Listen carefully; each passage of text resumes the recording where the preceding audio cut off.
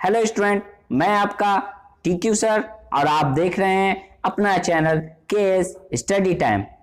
इस चैनल पे आप सभी का स्वागत है। आज मैं आपको पढ़ाने वाला हूं वेस्ट बंगाल सिविल सर्विस 2023 का इंडियन पॉलिटी। तो इस चैनल को लाइक कर लें, सब्सक्राइब कर लें और शेयर कर लें। और कोई सवाल पूछना है तो कमेंट बॉक्स में पूछ सकते हैं। आप सभी को बहुत ही सरल भाषा में पढ़ाया जाएगा और एक एक पॉइंट को ध्यान में रखकर उसको बताया जाएगा। पढ़ने से पहले हम समझ लें कि हमको इंडियन पॉलिटी में पढ़ना क्या क्या है। इसमें जो पढ़ना है, पहला जो है कि making of the constitution, composition of constitution assembly, schedule in constitution, part of the constitution, broad future of constitution, the union and its territory, preamble to the constitution, citizenship, fundamental right, form of rights, president, vice president, fundamental duties, prime minister, new state create after 1950 यानी 1950, parliament of India, supreme court of India, governor, chief minister, legislative assembly यानी Vidhan Sabha, high court, union territories, interstate relation, emergency provision, union public service commission यानी UPSC, legislative council यानी Vidhan Parishad, attorney general of India, election commission, political parties, election, finance commission, delimitation commission, Panchayati Raj, importance constitutional amendment. ये सब एक महत्वपूर्ण chapter है। इन सब को बड़े ही ध्यान के साथ पढ़ाया जाएगा। आइए हम शुरू करते हैं lesson number 1, making of the constitution.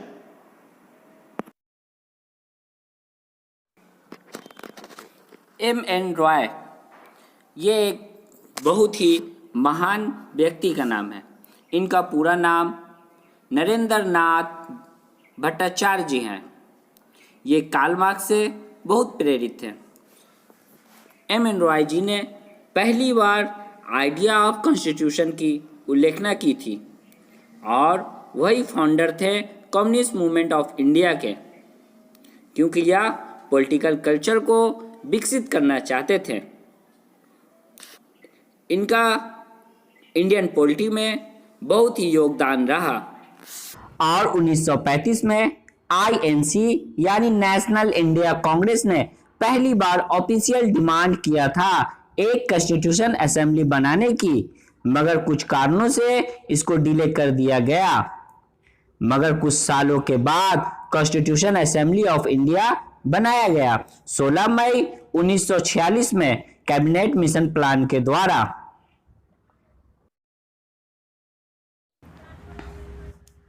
और अंत में कॉन्स्टिट्यूशन असेंबली को 389 मेंबर के द्वारा बना लिया गया, जिसमें से 292 मेंबर प्रोविजनल लेजिस्लेटिव असेंबली से चुने गए थे और 93 मेंबर को प्रिंसली स्टेट से चुना गया था, यानी नॉमिनेटेड 29 स्टेट जो किंगडम ऑफ ब्रिटिश इंडिया कहलाते थे। और 4 मेंबर को कुछ गुणों के कारण दिल्ली, अजमेर, मारवाड़, कोर्ट और ब्रिटिश बलूचिस्तान से चुने गए थे और इसका रेशियो 1:1 मिलियन निकाला गया था। और सीट को तीन मुख्य कमेटीज में बांटा गया, जैसे कि मुस्लिम, सिख जो अधिकतर पंजाब में थे, और जनरल दूसरे कमेटी जो थे उनमें बांटा गया। अब कार्य सिंगल ट्रांसफरेबल वोट के द्वारा किया गया और इस कारणों के कारण कॉन्स्टिट्यूशन असेंबली को पार्टी बॉडी भी कहते हैं। और अंत में इसका फर्स्ट मीटिंग 9 दिसंबर 1946 में कराया गया और डॉक्टर सच्चिदानंद सिन्हा को इंटरियम प्रेसिडेंट बनाया गया। फ्रेंच प्रैक्टिस को ध्यान में रखते हुए बनाया गया और अंत में 11 दिसंबर 1946 को डॉक्टर राजेंद्र प्रसाद को प्रेसिडेंट घोषित कर दिया गया और 13 दिसंबर 1946 को जवाहरलाल नेहरू एक महत्वपूर्ण कदम उठाया जिसे ऑब्जेक्टिव रेजोल्यूशन कहते हैं। उन्होंने फिलॉसफी स्ट्रक्चर ऑफ कॉन्स्टिट्यूशन बनाया और इस फिलॉसफी स्ट्रक्चर ऑफ कॉन्स्टिट्यूशन ने पूरे संविधान के रुख को मोड़ दिया और इस फिलॉसफी स्ट्रक्चर को 22 जनवरी 1947 को असेंबली से जोड़ दिया गया जिसे हम प्रेम्बल कहते हैं। 20 फरवरी 1947 को ब्रिटिश प्राइम मिनिस्टर क्लीमेंट एटली ने डिक्लेयर कर दिया कि अब भारत ब्रिटिश रूल को इंडिया से समाप्त कर दिया जाएगा 30 जून 1948 को। इस बात को सुनकर मुस्लिम लीग ने पार्टीशन ऑफ कंट्री का डिमांड करने लगा और पाकिस्तान की मांग करने लगा और अंत में 3 जून 1947 में लॉर्ड माउंटबेटन ने, जो इंडिया के वायसराय भी थे, एक पार्टीशन प्लान लाए जिसका नाम उनके नाम पर था। वह प्लान माउंटबेटन प्लान था। इस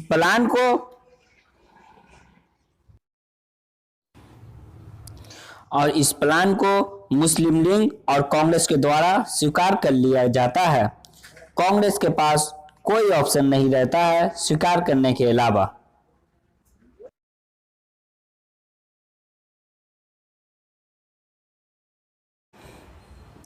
फिर क्या था? अब कॉन्स्टिट्यूशन असेंबली देश के हित में विभिन्न प्रकार के कामों में जुड़ गई, जैसे कि 22 जुलाई 1947 को नेशनल फ्लैग अडॉप्ट किया गया। 24 जनवरी 1950 को नेशनल एंथम अडॉप्ट किया गया। 24 जनवरी 1950 को नेशनल सॉन्ग अडॉप्ट किया गया।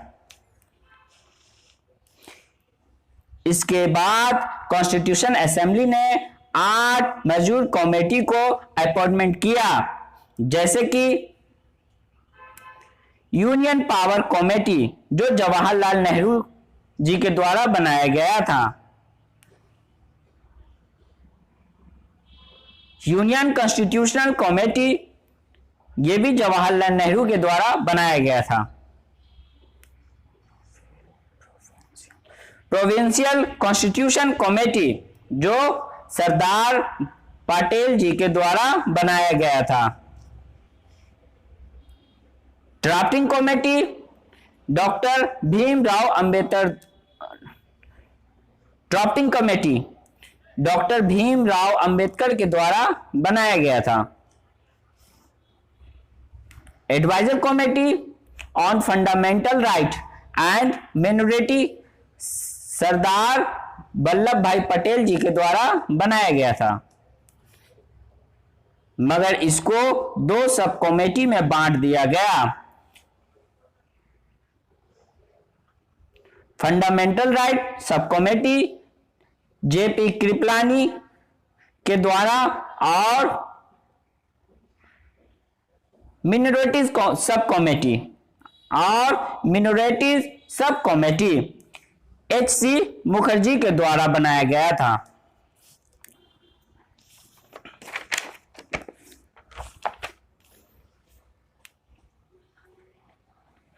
Rule of procedure committee doctor Rajendra Prasad के द्वारा बनाया गया था।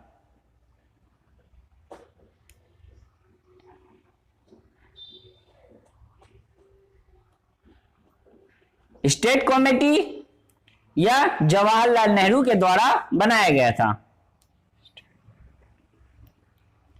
स्टीयरिंग कमेटी जो डॉक्टर राजेंद्र प्रसाद के द्वारा बनाया गया था। इसके अलावा कुछ और मिनर कमेटीज भी बनाए गए। On the function of the constitution assembly G V. मावंकन के द्वारा बनाया गया था। Order of business committee doctor K M. Munshi के द्वारा बनाया गया था। House committee B. Pattabhi Sitaramayya के द्वारा बनाया गया था। Ad hoc committee on the national flag doctor Rajendra Prasad ji के द्वारा बनाया गया था। Finance and staff committee doctor Rajendra Prasad के द्वारा बनाया गया था। Hindi translation committee, Urdu translation committee, press gallery committee, committee to examination of the effect of Indian independence act 1947, commission on linguistic provisionals, expert committee on the financial provision, ad hoc committee on the supreme court S Varadacharya द्वारा बनाया गया था। Thank you for watching video.